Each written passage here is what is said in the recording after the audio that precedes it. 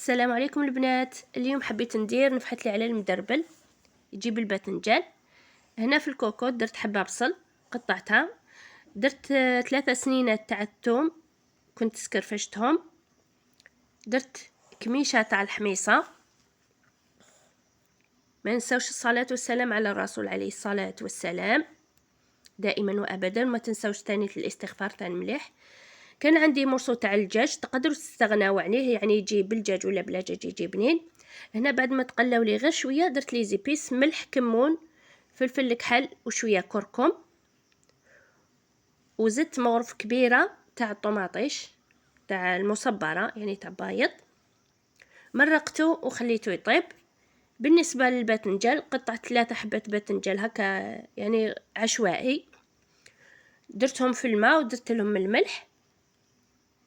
شوفوا هنايا عندي واحد الاستيس تاع اللي يعاني من الاكزيما، هادو القشور تاع الباذنجان هادو الخضر الفوقانيين نيبسوهم ونرحوهم مليح ونخلطوهم مع الفازلين ونستعملوهم للاكزيما اللي يعاني من الاكزيما. هذه الطريقه مليحه بزاف بزاف، وان شاء الله تجربوها وان شاء الله تبراو عليها. الباذنجان نروح نقليه. هنا بعد ما قليته كنت فرغت هذيك لاصوص ودرت عليها الباذنجان ودرته هنا في الطاجين وخليته حتى يعني يتكتك، يعني يتشرب شويه، وغطيت عليه وخليته يتجمر. هذا الطبق النهائي تحصلنا عليه. كما يقولون اخواننا المغاربه مازالوا يبقبق. شوفوا يجي بنين، يجي ما شاء الله، يجي مشحر، شهيتكم في الجنه.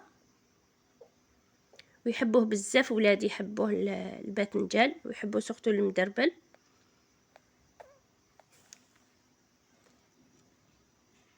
شاهدكم في الجنة ويجي بنين بزاف.